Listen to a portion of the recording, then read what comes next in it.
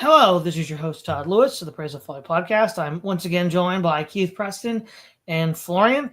This is episode 130 of the Roundtable, and a continuation of our analysis of the culture war through the lens that I proposed of viewing the culture war as a frozen conflict led by counter gangs. And this time we're looking at the liberals. And, while liberal ideology can stretch back, to the late 17th century, we're talking about the post-World War II American liberals. And again, we got to look at what they say and then what they do, right? So within the last 30 years, the thing that the liberals would have said in the 80s and 90s is, okay, we're against U.S. imperialism. We're against the surveillance state. We're against the government getting in the bedroom. We're against, that's what the conservatives and the fundamentalists and the right-wing people want. We're against all of this. And then we're also for, the sort of robust New Deal type economic reforms that have, since Reagan been dismantled. And I think some actually did mean that, but a lot didn't. And what do we actually see, though, right? What do we actually see? Well, Bill Clinton was once called the best Republican president of the 90s, which is, I think, kind of interesting because of his, the economic policies that he had that by Moore, the director. So the idea here then is what is really going on. So using this sort of analysis that we've been running with, I think what they say they wanted are those things, but what they've done, in fact, is the exact opposite. I remember people in 2003 who were against the war in Iraq. He was saying, yeah, we know Saddam's a dictator, but that doesn't matter. It's not an excuse for U.S. imperial ambitions. Were during the Biden administration cheerleading for war with Russia. I'm like, this is insane. What in the heck happened? I mean, was it principled at all? And of course, when Obama got elected in 2008, a lot of these people just disappeared. In fact, even, Noam Chomsky said that Obama was Bush's third term based on his foreign policy decisions. And so what in reality happened was they gave a sort of facade, a humanitarian, a quote, liberal facade to U.S. imperialism. And we've already covered this in the woke video. So I won't spend too much time on this, right? You just have a rainbow flag dropping bombs on Afghanistan. We know that France and Germany and other European countries, which initially opposed the war on terror, when under the Obama administration, were convinced that they were fighting for women's rights in Afghanistan. We're like, it's okay. We'll send troops to go be a part of the U.S. empire. It was just a PR campaign. And then, of course, beginning in the second Obama administration, we had the university, the cracking down on wrongthink. All of these people that came in the 60s, claiming they wanted to have, open inquiry, free discussion, they started clamping all of this down, and they kept doing it, right? And again, we covered this in the woke as well, because the woke sort of evolves out of this. But what is the woke? It creates the same sort of stifling language environment in which you can't say certain things. With like the COVID mandates, the government was very intrusive in your life, and the liberals were just cheering it on. Oh, it's public health, guys. Do you want to kill grandma? And it's like, well, okay, whatever happened to keeping the government out of your private life? That wasn't apparently it's not a thing anymore. And so, that ends up going down. So what I think was actually happening is, if you go back to the 40s and 50s, when you still have a bipartisan consensus around the New Deal, the corporate elites, were constrained, right? And the liberals were the ones that were more ideologically inclined to put shackles on these institutions. And so they create, within the already existing political party, elements that are wedges that are going to eventually split it apart so that it's no longer this bastion of corporate regulation. And we see that. It's, there's a few people that still hold to that are still anti-war, that are still pro-government regulation of business, but they're very small now. I mean, Max Blumenthal would be a good example. But, that voice is just not what it used to be. I mean, you can even look at the Young Turks and how they've pivoted so much from like classic progressive liberal values in the early 2000s. At one point, Cenk Uygur was actually pro-Tea Party and had Ron Paul on. Hard to believe that now, right? But, you know, it was a wedge. And so what they did is they then pivoted to the culture stuff, right? So we can point this back to the 1945 essay on nationalism by George Orwell, where he talks about different nationalisms. And one thing he points out, which is very interesting, is that liberals have this kind of like weird sexual fetish for brown people. And he talks about it saying that, oh, well, you know, they think they just have more exciting sex lives. And he was commenting on that as just, you know, as just another form of nationalism. But what ends up happening is the entire political spectrum shifted from economic concerns to social concerns, specifically sexual concerns, which really are not political issues at all and have completely undercut any sort of restraint on the limits of capital. So in that regard, it was a huge success by whoever was behind this to make liberalism something that wasn't economic to something that was social and more specifically sexual. Because at the end of the day, with all of the purported gains that they had since Roe v. Wade, one, they're being turned back. They're being rolled back. Roe v. Wade was overturned a few years ago. And many liberals fear that this will be the dike that bursts and repeals all the advantages that they had.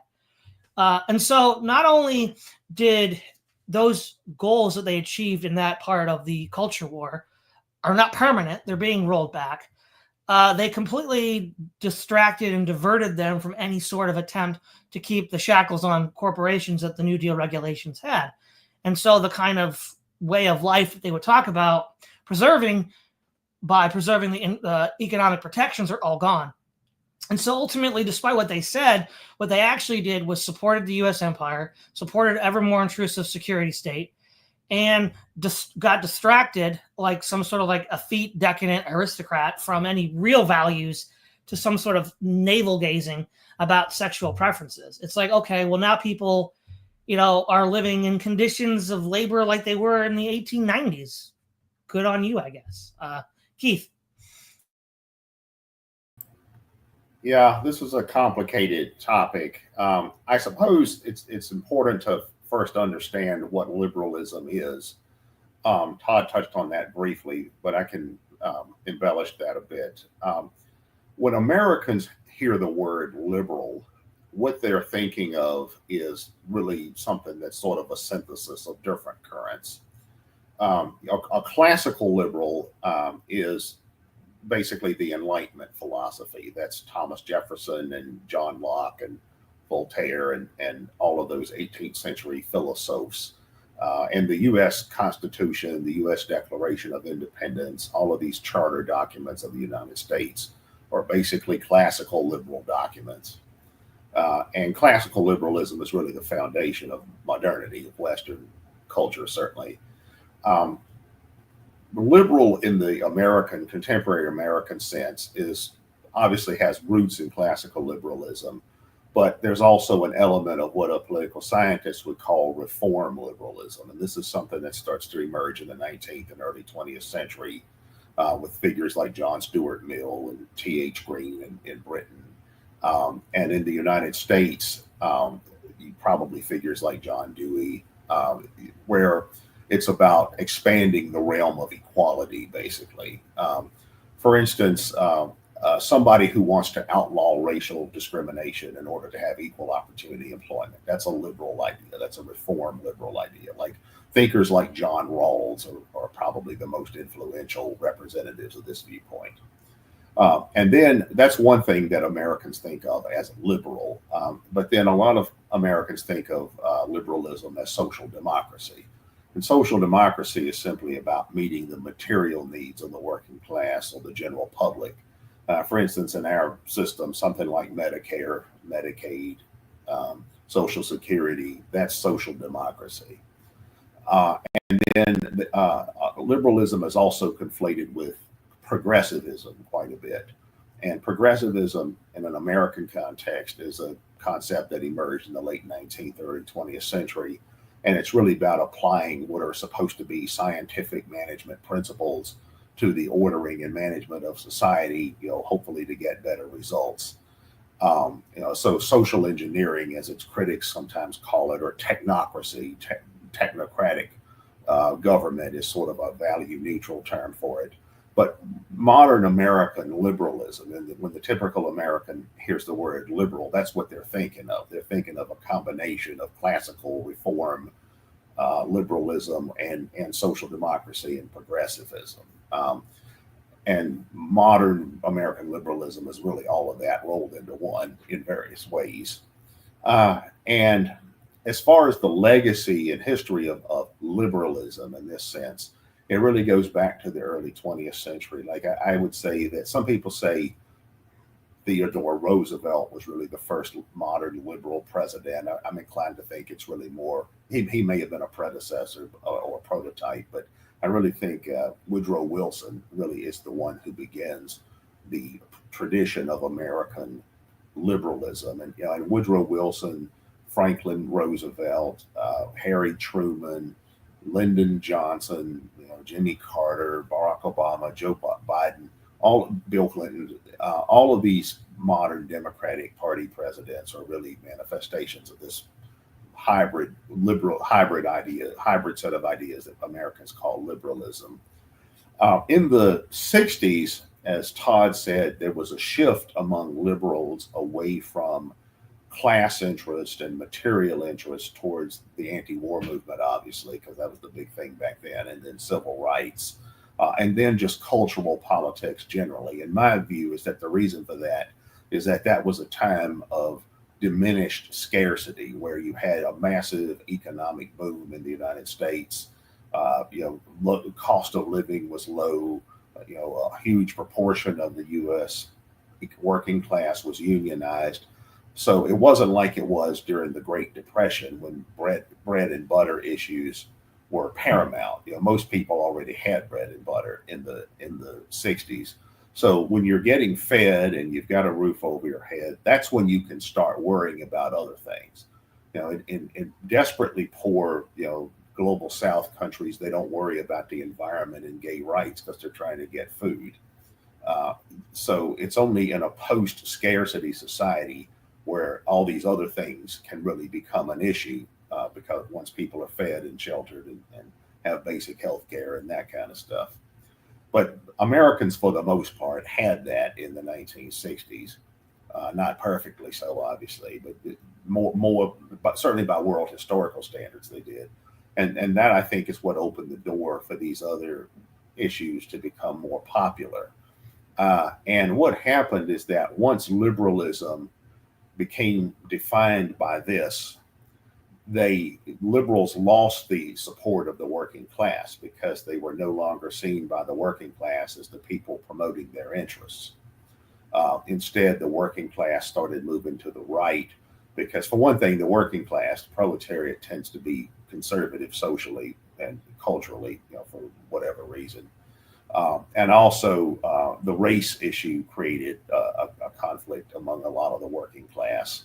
So the working class, a lot of them came to view liberals as no longer representing working class interests. So in the United States, the Democratic Party started cultivating more constituencies as their base, and they started moving more towards upper middle class educated professionals, liberal intellectuals, bureaucrats, university professors, civil rights activists, all of the whole panoply of activist culture, gay rights, environmentalism, and all of that, lower class minorities, immigrants.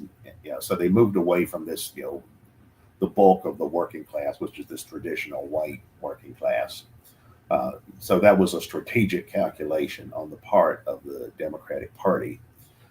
It was largely developed by a guy named Fred Dutton with a D, back in the early 70s, and it came to define the Democratic Party. Around the same time, there was a pushback against the New Deal paradigm, the New Deal economic paradigm, or the wider Keynesian social democratic paradigm that dominated Western politics after the Great Depression. you had neoliberals, coming back and saying, well, wait a minute, maybe this Keynesian stuff, maybe this social democratic stuff, maybe this unionization stuff, maybe that's gone a little too far. Maybe this government regulation's gone a little too far. Maybe we should go back to a more free market or classical liberal or whatever you want to call it, model of economics. And of course, business interests saw this to being to their advantage for obvious reasons. So business interests started to capitalize on and promote this kind of neoliberal paradigm. And somewhere along the way, I think the new left and the new right got fused. Back in the '60s, you had people like Barry Goldwater, and then later Ronald Reagan representing the new right, the economic right. But I think starting around the time of Bill Clinton, what we see is a fusion of the new right economic paradigm or neoliberalism with the new left cultural paradigm. And that's why on one hand, you saw Bill Clinton, repealing the ban on gays in the military, and he was pro civil rights. Some civil rights leaders called him the first black president because he was, unprecedentedly friendly to the civil rights culture and all of that. And he was liked by the feminist movement because he was pro-abortion rights and had unprecedented numbers of women in his staff. I think he appointed the first woman Secretary of State, I believe. But he was also a conservative on economic policy. He implemented welfare reform. He also implemented the NAFTA trade agreement. He was also a conservative on crime. By the standards of the time, he was a conservative on immigration. Like a lot of the anti-immigration people today, they'll go back and dig up these old videos of Bill Clinton saying, "We've got to tighten the border and crack down on illegal immigration." So Clinton sort of mixed this, political and economic conservatism with social liberalism, sociocultural liberalism. And then in the 2000s, when Bush Jr. came along, we started to see this expand a bit. There was a massive protest movement against George W. Bush's war in Iraq, but I interpret that not as an anti-war movement, but as an anti-Republican movement. I think the anti-war thing was just more of a smokescreen because it went away as soon as Obama was elected. As soon as Obama was elected, you had anti-war people saying, "Oh, well, we don't want to undermine the first black president," and all of that. So, in other words, it means they don't really care about war, or they don't really care about the Patriot Act and all of these other, expansions of the surveillance state. They were just simply anti-Republican for, largely for cultural reasons. They viewed the Republicans as the anti-civil rights or the anti-abortion or the anti-gay or anti-environmental or whatever party. So it's this cultural, it's this rainbow pink and green left that still defines liberalism at this point. And during the Obama administration, you see that as well. You see when Obama went to war with Libya, there was no protest against that. There was very little in the way of protest against arming the Syrian insurgents. And that happened in the Biden era as well. By the time of the Biden era, you see that liberals have become what they were in the Woodrow Wilson era. Like Woodrow Wilson was the one that got the United States into the war with Germany. The World War I. He also ruthlessly suppressed the labor movement through the Palmer raids and that kind of stuff. It was under Woodrow Wilson that the FBI was created under J. Edgar Hoover's leadership. Wilson deported radicals, like anarchists like Emma Goldman and Alexander Berkman. He put Eugene V. Debs, the leader of the Socialist Party, in prison for treason for making an anti-war speech. There were people who protested World War I or protested the draft were sent to prison for 5-year terms and that kind of stuff. So Wilson was an authoritarian progressive, and increasingly it seems like the Democrats and liberalism in the United States have returned to that. I first started noticing this back in the 90s. Like I know when the first Gulf War happened in 1991, I started noticing luminaries of the anti-Vietnam War movement taking a pro-war position. You know, people like George McGovern or Tom Hayden or Andrew Young, or at least they were indifferent to it. You know, it wasn't like it was during Vietnam. And during the 90s, I started seeing this humanitarian hawk thing emerge, this kind of Samantha Power idea of, you know, using American military power to promote human rights, you know, human rights imperialism, as I call it.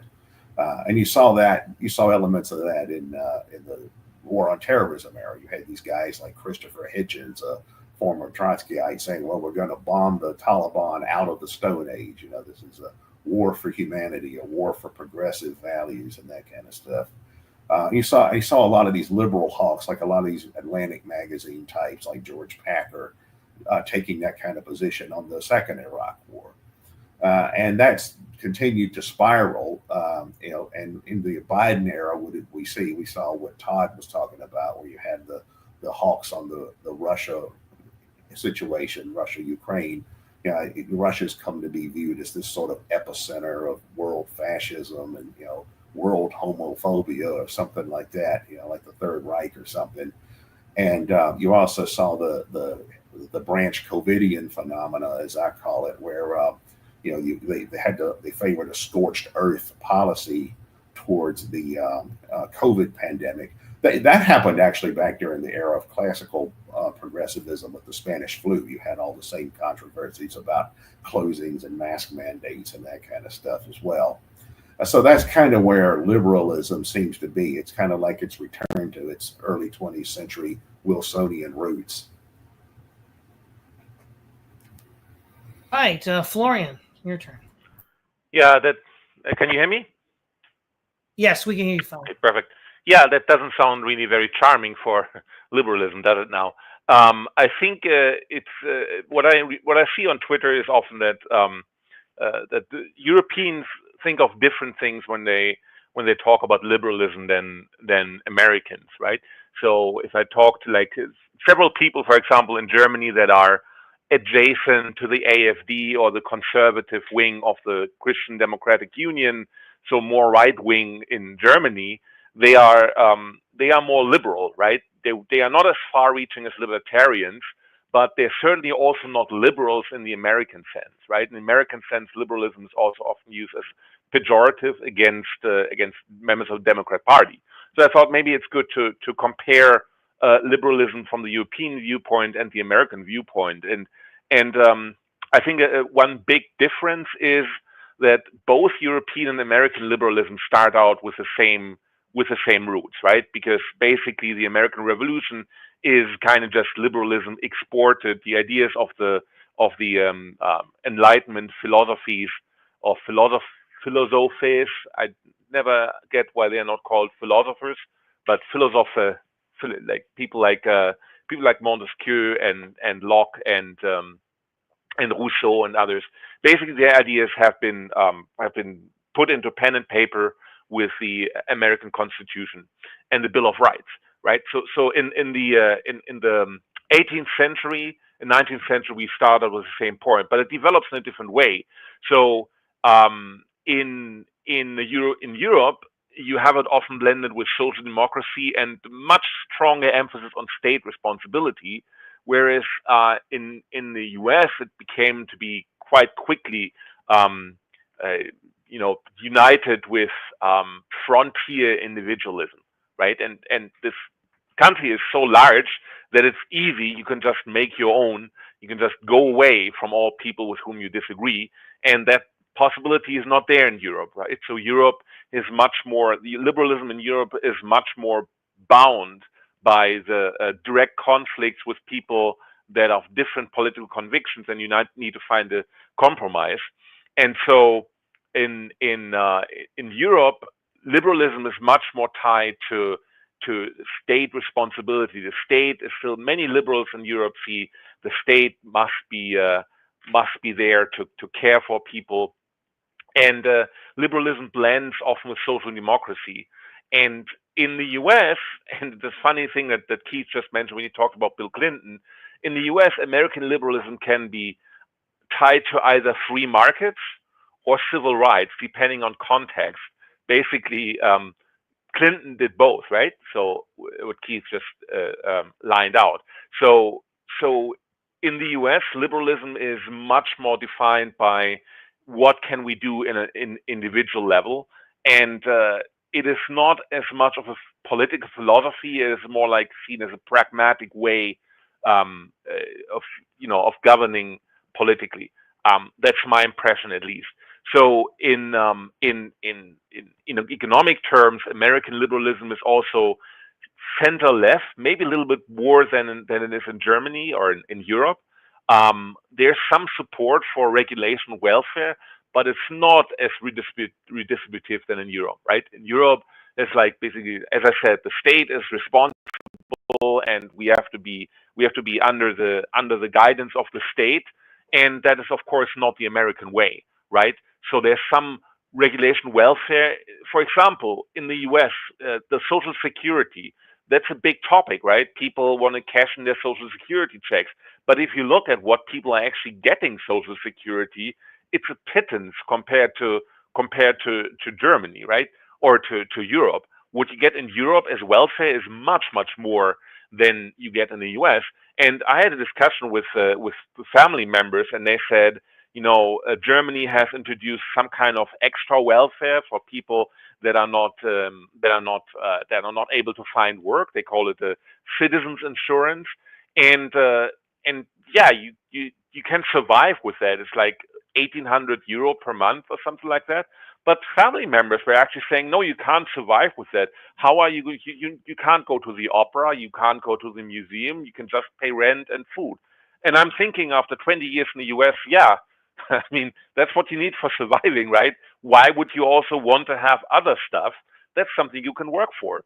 But in Europe, it's seen liberalism is much more distributive and welfare oriented than it is in the US, right? Then there's other differences, like there's a separation of church and state in America, but even liberals will tolerate religious expression much more publicly. In Europe, you have this laïcité, for example, in France, that religion is really kept private. And one very interesting point is that if you look at multiculturalism, that has been viewed by European liberals with skepticism. And that's maybe the most confusing part. European liberals are not in favor of multiculturalism, whereas American liberals are, right? And that's because American liberals have adopted more of a civil rights stance, wokeism that came out of civil rights policy to large parts, right? So and here I think there's an interesting development, and I'm just talking about Germany, but many other countries in Europe will be very similar. So in the 80s, and I grew up there, so I can basically, I witnessed this for myself. Like both the Liberal Party, Social Democrats, and the Christian Conservatives, the Union, they were both against multiculturalism. And the Green Party was very much in favor of multiculturalism. And they dressed the part, right? Long hair, and they didn't dress formally, and all the stuff like that. So they dressed rebellious, and then multiculturalism was an element of being a rebel. And nowadays, multiculturalism has been fused with European policy in almost all the main parties. And my impression was that the Green Party, which has been the big rebels in the 70s and 80s, they have more or less functioned as a vanguard for American liberal policy or policy that supports wokeism. So now in Europe, more and more wokeist elements and multicultural elements have been woven into liberal policy in Europe. So you have old school liberals in Europe. They're more like similar to libertarians in the US. And the modern liberals in Europe, they are all on board with the rainbow flags and love and Christopher Street Day parades and all that kind of part of wokeism and multiculturalism, and need to get all the immigrants in, like Angela Merkel said, we can do it. In 2015, got all the immigrants in that were that were phased out of Syria by the actions of the United States, by the way. And so I think that there's kind of like an overall an assimilation of European liberalism with American style liberalism, and that is probably the biggest development in terms of liberalism that you can see now. Basically, Europe basically does with what the U.S. State Department wants, right? That's my impression always, because Europe always agrees after a while to just do what the U.S. State Department wants, especially what Obama's and Biden's State Department wants. But in the end, they will also do whatever Trump's State Department wants to do, right? So there's a assimilation. I think that's one of the most interesting developments you see in international liberalism, if you will. Yeah, I think one of the reasons why liberalism keeps changing and is just sort of like not a fixed thing is because this early political thinkers, John Locke and Hobbes and Rousseau, it's basically viewing government as an extension of the economy because it's rooted in the social contract. And so if it's just a contract, it's obviously more than that. The government has powers that corporations don't, but there's this implicit equivalency that liberal thought has, where going from Hobbes, who's kind of an authoritarian liberal, if you will, all the way down to where we're at now, and in that regard, how a contract can just be renegotiated, rewritten, and as times change, that will happen. And so maybe that's why liberalism goes from, in the early days, small government, free market, that's what the libertarians call classical liberalism, towards a more invasive government, with like FDR and the New Deal and all that, to where we're at now, which is arguably even more invasive. I mean, FDR didn't have a surveillance state like this. I mean, maybe he wanted one, but he didn't. And liberals weren't openly saying they wanted it like they are now. So that's part of it. I think part of it is it's just going to drift because it's a contractual understanding of government. So there's no the core principle that would hold it together is just that it's an agreed upon convention among people. But that's not a core principle. That's just a contract, and so it's just going to keep shifting as people shift underneath it. Now, the other thing too with liberalism is when it comes on the scene in the 17th century in Europe, the Ancien regime, the autocratic monarchical states in England and France, had basically two groups that opposed them. Right, there were the business interests, which we didn't even have a bourgeoisie yet; they were just the petite bourgeoisie, and they opposed the strict economic limits that were placed on them by the crown. And then also you had people that were representing what I consider the primordial European form of government, which is, the direct democracy of the Veches and the Volkmuts and the things that, predate the Roman Empire, right? And that essence, that spirit is still there. And they rose up together and they made an alliance of convenience against the autocracies of Europe in order to work together, but ultimately they don't really have the same interests, because one of the critiques of the Marxists and the socialists is that capitalism is just a new kind of authoritarian system like the old Ancien regimes and monarchies of Europe, which, maybe at the time when the petite bourgeoisie was becoming the bourgeoisie, that wasn't readily apparent, but that tension has always been there within the liberal movement. And to the extent that they rely on these financial forces, they become less, quote, liberal because they're more rigid and authoritarian because of that. So, and then of course, in the system that we have now, money is, the basic struggle over the last century was what's going to win, money or people power. The communists and the international and the labor movement in the United States were banking on people power. And in some sense, they were right, in Vietnam and the French and the Americans were defeated. Islamists used the same principle in Afghanistan. But broadly speaking, it failed, right? The accumulated wealth in the United States defeated the Soviet Union and undercut the labor movement. Now, we've talked before on this channel about the possibility of a new non-communistic world anti-capitalist movement. And, that would be something else entirely. But within the liberal paradigm, though, you still have the, quote, people power like Saul Alinsky, and then the money power. And the money power won. And so the question is then, which of these two is going to ultimately win in the end, right? I mean, the jury's still out as to the final state liberalism takes or what replaces it. So, you've talked about the neo-feudal aspect, Keith, with the alt-right and the new, developing political paradigm here in the United States. That would be the reification of the triumph of these market forces. What it might look like if you had an authentic grassroots movement is a lot harder to tell. We've speculated about it with these underemployed elites. They're overeducated but underemployed. They don't have the status that their education would give them. So whatever that would look like would be probably the opposition that would develop. I don't think it has developed yet, though it might. Keith, back to you. Well, as far as what Todd was saying about the shifts within liberalism over time, I think some of that is more explainable by just changes in material and economic conditions, technological factors. Initially, as Todd was saying, classical liberalism was this laissez-faire, free market idea, sort of like, a prototype for modern libertarianism, maybe not as extreme.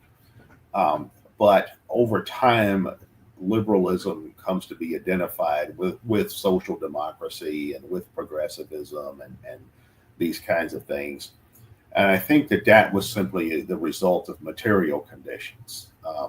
The material conditions changed where the former capitalist class, Todd talked about how the petty bourgeois class developed into the bourgeoisie. And once the bourgeoisie became the dominant class, then you had a different set of class relations and a different mode of production and all of these kinds of things that the Marxists will talk about. And that changed the dynamics of liberalism, because when liberals are the ruling class, where does that leave the working class? Or where does that leave the subordinated classes?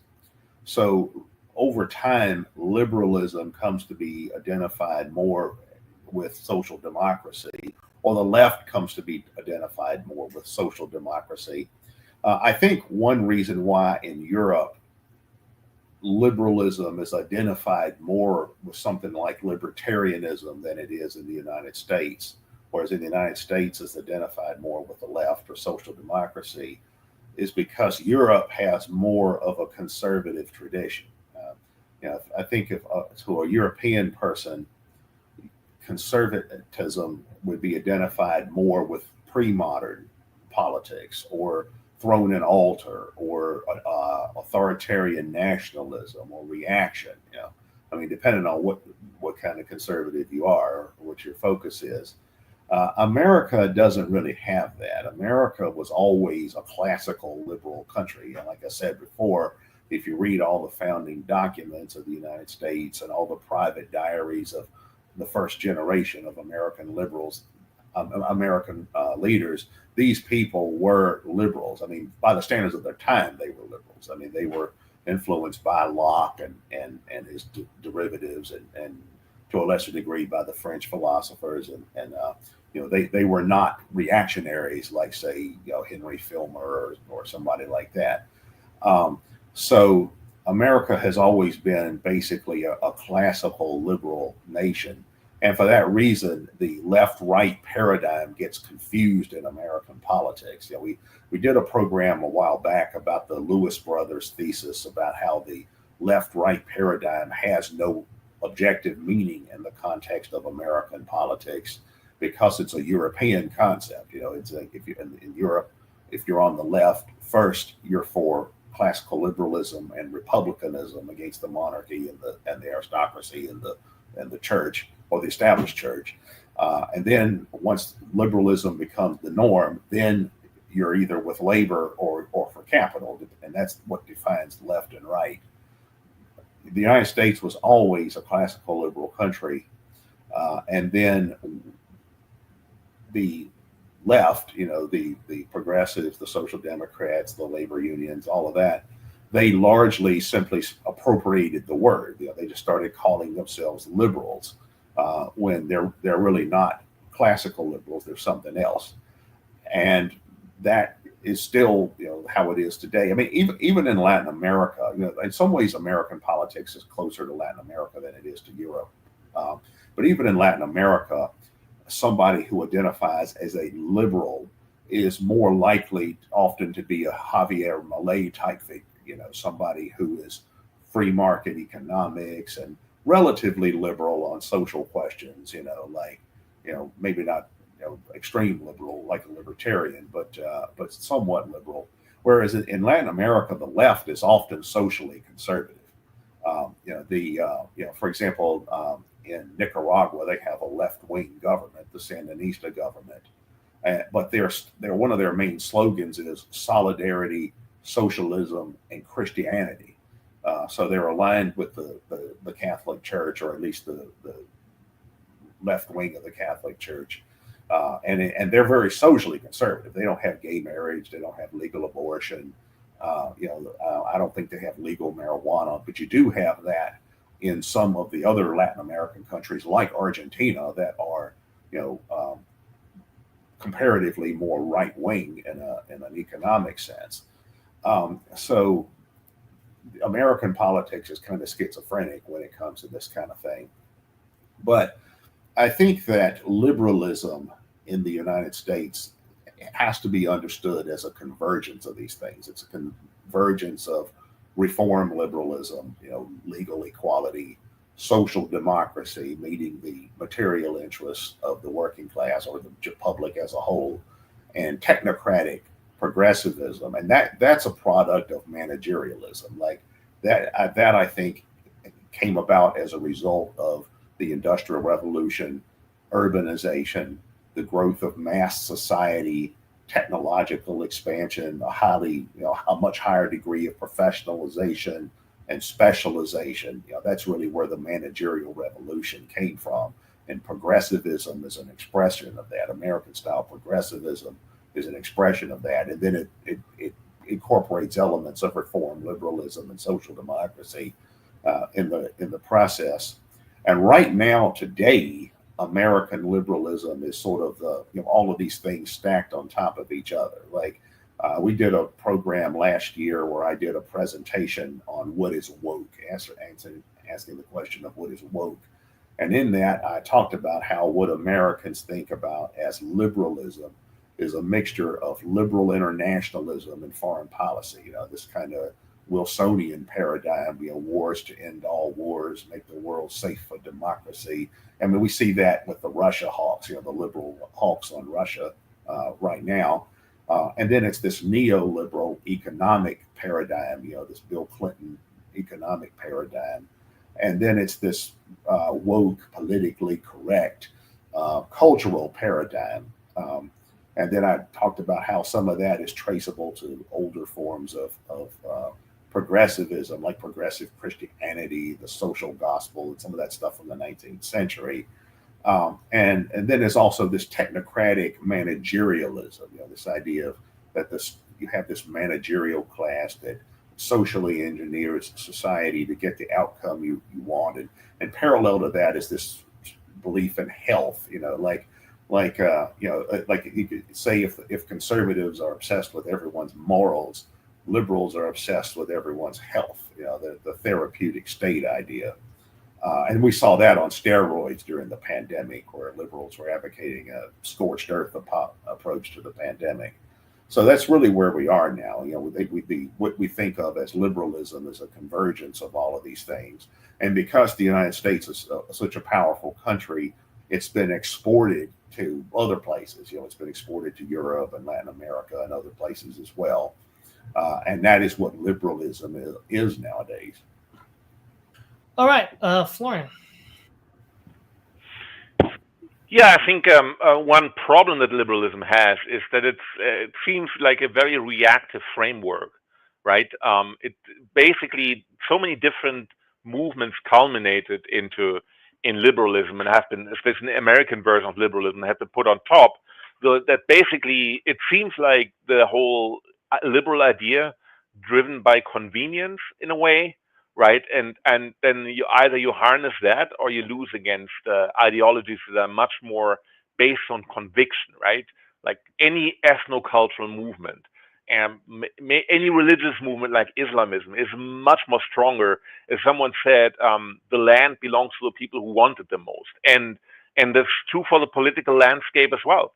Whoever wants it most will get it in the end. And liberalism has this blank slate idea originally, but always found it curious that they never thought about who writes on that blank slate, right? Everyone's just a blank slate, and somehow everything will work out.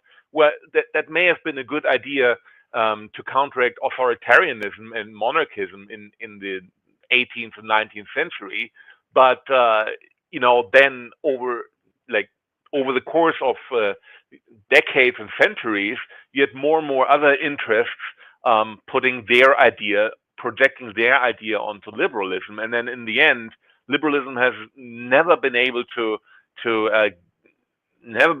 make a clear stance for itself.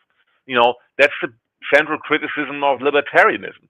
If your political opinion is, I just want to be left alone to do whatever I want, just leave me alone, well, you lose against people that do not want to leave you alone, right?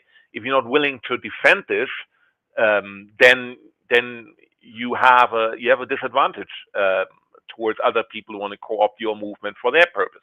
And I think that's always been the big problem for liberalism. I mean, liberalism has undergone such a change that it's just like it has just been formed like a blob, but there's nothing new coming out. I mean, you have you can look at technocrats, managerialists, as we talked about. They can basically also use liberalism for their purposes, but they don't have anything to offer in terms of spirituality, right? As soon as people have enough in their belly, as soon as they live in a post-scarcity atmosphere, which right now maybe the economy is not quite post-scarcity as it was in the 60s, but we're still pretty good economically. And once that is better, then there's nothing. There's no liberalism doesn't give you anything in terms of spirituality. There's nothing that you can derive from it, and that's a weakness. Conservatives, they have very strong convictions in a way, right? Even though people may say, "Oh, that's like old, outdated," but there's still a clear conviction. And any other movement, also religious movement and others, but liberalism doesn't. And so I cannot see how that will how it will really survive as a movement. Maybe it's already dead as a movement because it's whatever you wanted to imagine. That's what it seems to me. So it gets either it gets somehow the political movements that have more energy in the niches at the political extremes, liberalism will somehow manage to co-opt that or to hitch a ride with them, or liberalism just becomes replaced by socially conservative religious movements, honor culture-based movements. They could be stopped by technocrats, managerialists, but they don't have anything to offer in terms of spirituality. So if you have something like liberalism that's reactive at its core, it will never survive long term. And I think it's always difficult to me to envision how liberals have never managed to invent something on their own. Like they're always kind of like gone with the flow, and there's nothing new to expect from liberals. That's my impression. Yeah, Sarah, sounds like you're saying it's the politics of convenience or expediency.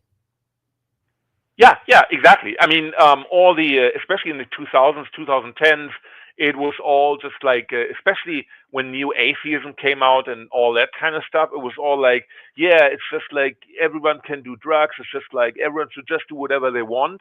And while I'm not against everyone taking drugs, it's kind of like a very vapid view on the world. And if you want to live like that in this materialist way, that is like more power to you. And if you're happy, that's all that matters to you. That's all good. But you may not be able to keep that forever. That's what I'm saying. Yeah.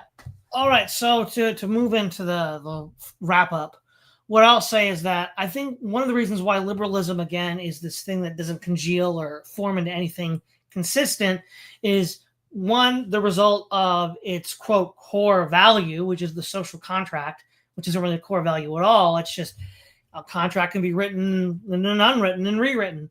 And then also the alliance of the petite bourgeoisie, now bourgeoisie, and these sort of latent, within the European spirit, democratic principles of self-government working together against the autocracies of Europe. Right? They're only allies because they're fighting the same opponent. Just like the Soviet Union and the United States fought Nazi Germany. It wasn't the sign of any sort of great political alignment, just that they've both viewed that as a greater threat to themselves than each other. And this is why liberalism just doesn't get pinned down anywhere.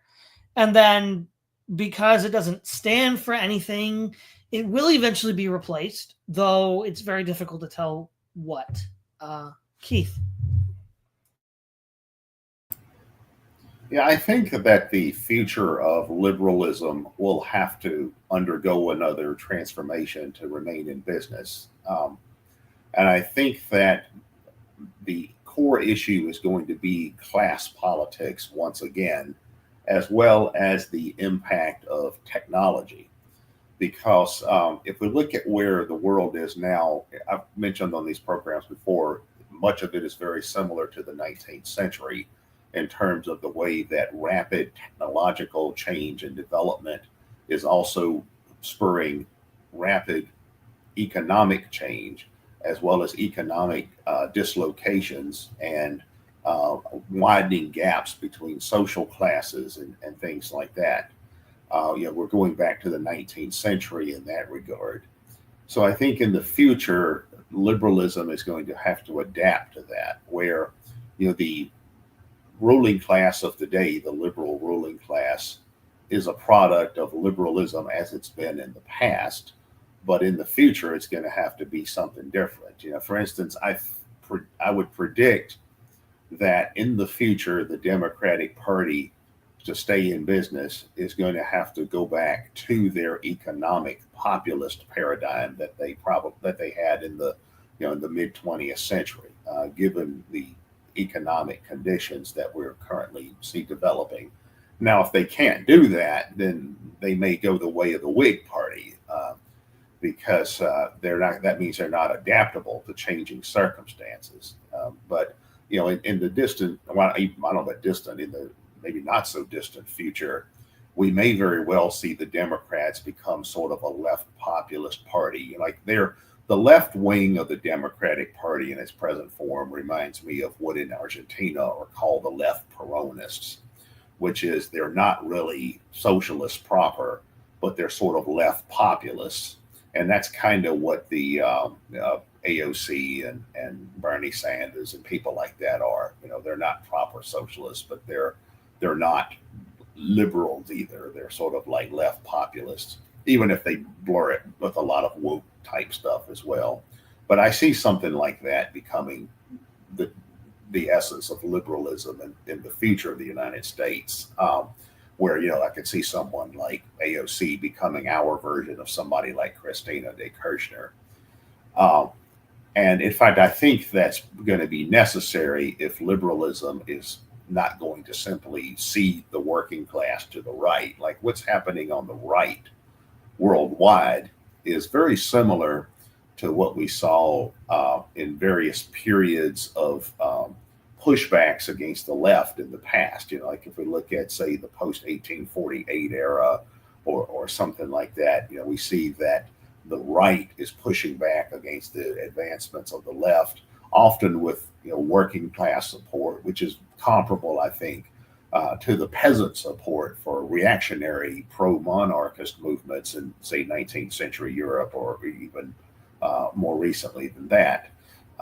So there's going to have to be a shift in liberalism. I think liberalism, one of the things about liberalism that has allowed it to survive for multiple centuries is that it is adaptable. As Todd was saying, that social contract can be rewritten. It's which is perhaps more difficult than unmantling a royal dynasty or thousands of years of papal edicts or something like that. So I do think liberalism is going to have to reinvent itself along the lines of class politics. All right, you get the last word, Florian. I think the future will be something like out of the novel Ready Player One, which basically where people live in like trailer homes maybe, and then they log into a virtual reality, and they basically live in that reality and do their things there, and they just earn enough to be somehow fed. It's a bit dystopian, right? But I think that's a very plausible future that people will just seek for. I mean, there's not much to do in the real world with AI and with automation. Many like manual labor will be gone, and there may be new forms of manual labor, but it looks like more and more. It looks like the escapism into online worlds becomes more of an option, and that is actually a very liberal future there. But then the social contract really has to be written in a completely different way. But I can see that coming, and I can see basically it will be an appealing world for many people because they can be anything they want to be just online, and computer technology will be so good it will be virtually distinguishable whether you're online or offline. But I see that as a future, and maybe then that's also a future where political movements don't matter that much anymore because people are just living in a dream world or in a virtual reality, and just getting a job to earn in the real world to earn enough to keep that afloat.